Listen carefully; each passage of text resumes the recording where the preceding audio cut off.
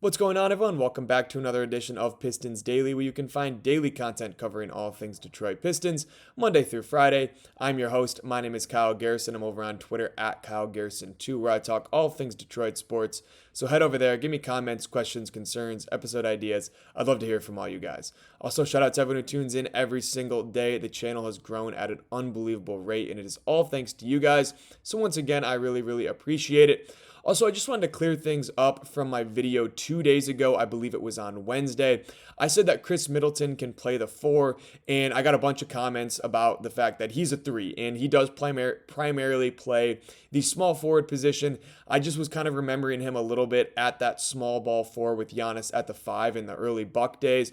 But yeah, he primarily was the 3 with Giannis and with Brook Lopez, moonlighting a little bit at the shooting guard and at the power forward when need be.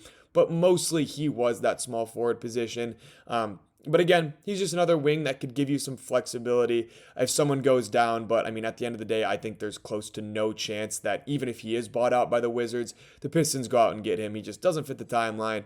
And the Pistons right now are clearly not in the market for a backup power forward. So I just don't think that that's the case. I don't think that's going to be an option for them whatsoever. I just like to throw some ideas out there, especially when the offseason is dead like it is right now. Chris Middleton being a former Piston draft pick, I just thought I'd throw out the name, but obviously I was mistaken and I wanted to clear that up.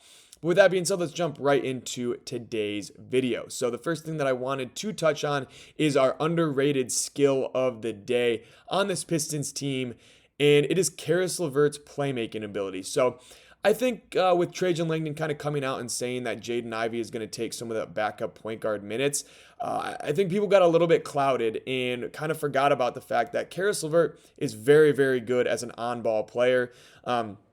Statistically, Jaden Ivey has been much better off ball than he has been on ball in his career. So I think people got a little bit nervous about the fact that Jaden Ivey would be running that second unit, but the Pistons have a great secondary ball handler in Caris LeVert, where if that Jaden Ivey backup point guard experiment isn't working out, I think he can step in and really fit that role very well. I mean, when you're looking at his overall advanced stats from just this past year, he averaged 3.4 assists per game, but he was only playing about 24 minutes per night in Cleveland and then over in Atlanta. He also switched teams in the middle of the year and still ended with 3.4 assists to just 1.2 turnovers.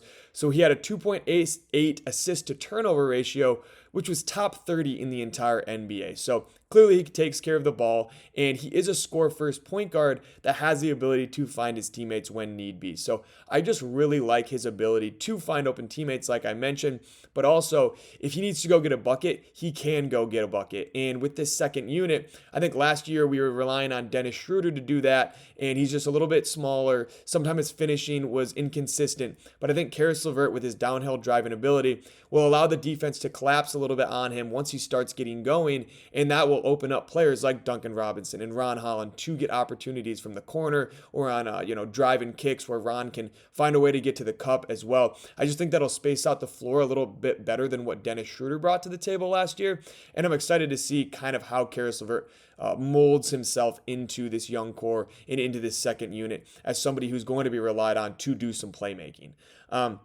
And then also just looking at his assist percentage last year, was at 17.91, which is basically just the percentage of teammates' field goals Caris LeVert assisted on while on the floor.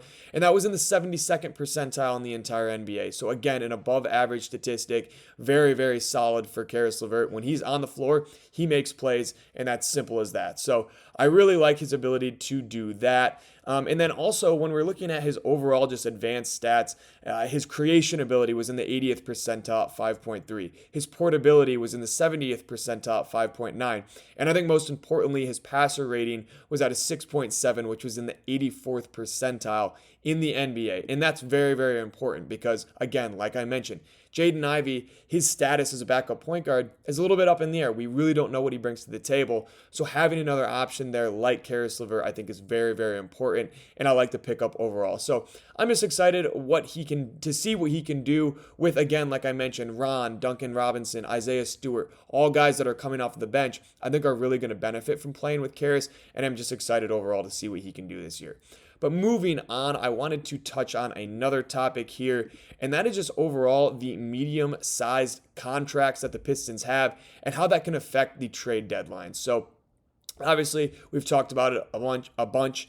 The Pistons have some flexibility to make a move at the deadline. And if Trajan is watching this team and they look like they might be one piece away from contending in the East, I say go for it.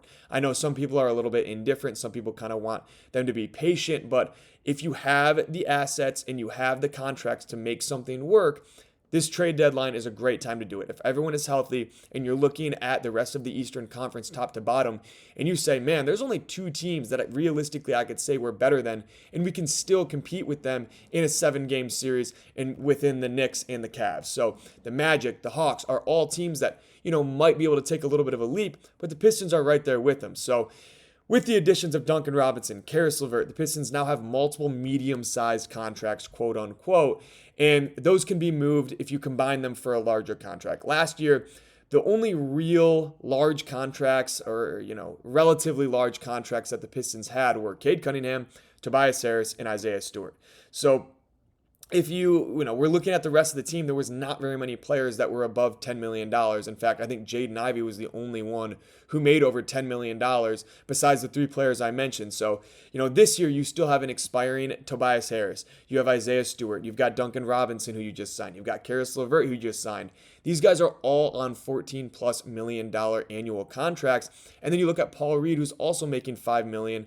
I think that's a decent sized contract for, a player of his caliber. So he can also fit in there to match salaries. And this just gives the Pistons overall more flexibility. If you want to go after a guy who has $40+ million annually on their contract, like we've mentioned, Lauri Markkanen, then you have the contracts to make that work without having to give up, let's say, Isaiah Stewart. So there's some older players, Karis LeVert, Duncan Robinson, both up in their 30s. Tobias Harris is 33 now, all making decently large amounts of money this year.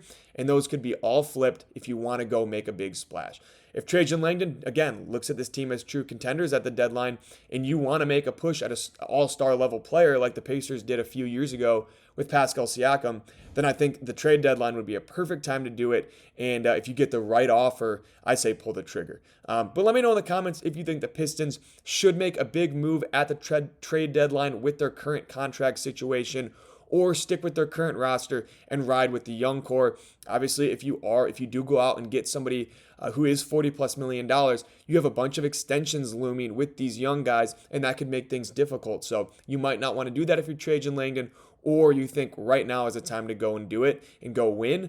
But that remains to be seen, and we'll have to see kind of how the first half of the season goes to really get a feel of what he's thinking going forward. But moving on, let's talk about win total expectations for this team. So on most sportsbook, the win total over under is sitting around 44.5 to 45.5 wins. And I don't really think it'll matter whether you're looking at 44.5 or 45.5. The Pistons should win at least 46 games this year. I mean, with a healthy Jaden Ivey and Asar playing together for the first time in 2 years now, and the continued growth of Jalen Duren, Ron Holland, Cade Cunningham, and the rest of Isaiah Stewart as well, this team is capable of winning 50+ games this year. I really, truly believe that. I mean, I think anything less than 40 wins puts you in the play-in, and being below the 6th seed, I think, would mean a regression for this young core. And what we've talked about it a million times on here, Trajan Langdon has talked about, he wants to build to this young core. And if they're not getting better, then, that means that they're, getting worse. So overall, if you're not past that 44, 45 win mark, then you pretty much had a regression last year. And I don't think that's what this front office wants. I know that's not what JB Bickerstaff wants. And obviously, this is not what this team wants. They want to contend. They want to get better. They're working hard this offseason to get to a spot where they can win multiple playoff series.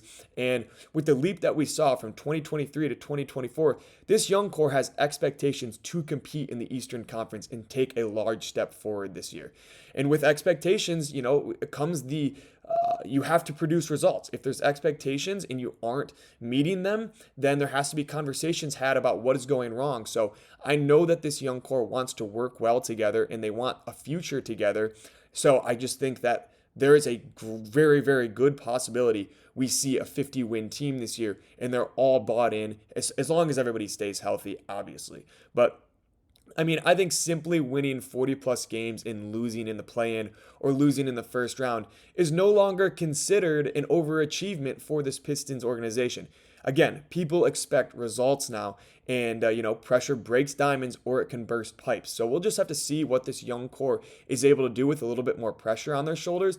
I think that it will allow them to really thrive overall and will give them the confidence that they can compete with just about anybody in the NBA, including teams like the Oklahoma City Thunder and the Cleveland Cavaliers and the Denver Nuggets and some of these top-tier teams throughout the entire NBA.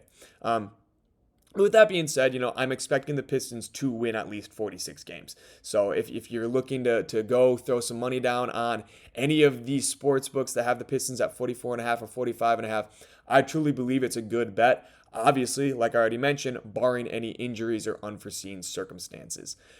But last topic before we wrap things up, I just wanted to move on to is Ron Holland posted a picture on Instagram of a scale that says he is at 212 pounds. And Ron is currently listed, if you just look up on Safari or Google, Ron Holland weight, he is listed at 205, and normally they round those up. So he's most likely put up about 10 pounds this offseason, or put on about 10 pounds this offseason.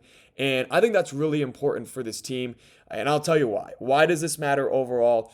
The Pistons currently do not have a backup power forward on their roster. They don't. They have Tobias Harris, and then they have Ron Holland and Asar Thompson, who are both listed as small forwards, who maybe can play the power forward if, they had some growth this offseason, if they put on some weight. And both Asar Thompson and Ron Holland did just that.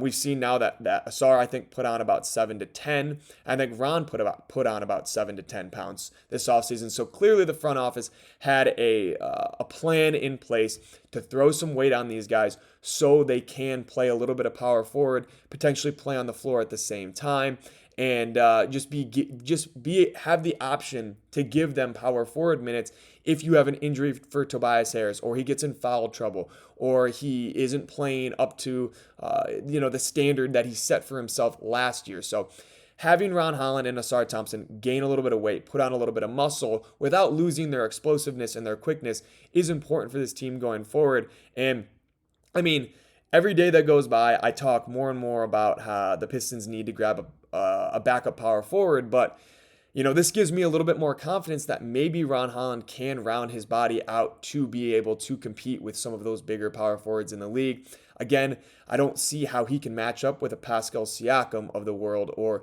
a Julius Randle, but if that comes down to it and he has to put on and he has to get up to 215 pounds, then, maybe that is what the Pistons' direction is, and they trust in his ability to get stronger, get bigger, because, again, he's still 20 years old, and with time, he will gain some of that weight. I mean, I just talked about Julius Randle. He was a guy that, was decently sized coming out of Kentucky, but still put on some weight to get to where he is now. And some of these other guys, Pascal Siakam as well, was pretty skin and bone coming in. He's kind of put on some weight now, and that's where I see a guy like Ron Holland or Asar Thompson kind of going towards. But hopefully we'll get some minutes with Ron at the 2, the 3, and the 4 this year to kind of show off his versatility. And hopefully Tobias stays healthy and is able to kind of play at the level he was playing at last year, because I think that he is a very solid option at the power forward position for the time being. And I'd like to see the Pistons try and in the next 2 years, maybe even 1 year, kind of upgrade that power forward position with someone that you see being a part of your long-term future and trying to help you compete for championships. But again, at 6'8", 212, I think this is pretty consensus. I don't love Ron Holland at power forward, but if he proves to play bigger and play stronger than he actually is, like he did last year, then, I think that he can fit that role if need be. So I'm just excited that Ron Holland is able to kind of craft his body the way he wants it to, especially at 20 years old, being able to gain 10 pounds of muscle and continue to keep your speed and your athleticism and your agility overall is really impressive. So I like that he's able to do that. I like that they're tasking him with doing that. They're probably putting him on different meal plans and different lifting plans that are allowing him to get there. So I just think that's a lot of things that we haven't seen from the Pistons organization in the past, is the players having due diligence and putting in the work to get to where they want to be for the next year. I think there was a lot of coasting through the offseason, but this year has been completely different and has been very refreshing to see. But let me know your thoughts on Ron and Ausar splitting time at the 4 when Tobias is off the floor. If you'd like to see the two play together, or if you still want the front office to pick up a free agent backup power forward before training camp. But that's all I've got for you guys today. Let me know in the comments or over on Twitter your thoughts on Caris LeVert's ball handling skills, if you think it's underrated and if you think it can help this second unit going forward. Also, if you'd like to see the Pistons make a big move at the trade deadline, and if you think the Pistons will pass their win total from last year and get up into that 50-win range. But with that being said, that is going to do it here for episode 40 of Pistons Daily. As always, like, subscribe, comment, turn on post notifications, and follow me on Twitter over at Kyle Garrison 2. Also, head over to Spotify, leave a 5-star review and a follow if you can. Once again, thank you all so much for tuning in every single day, and I will catch you all next time.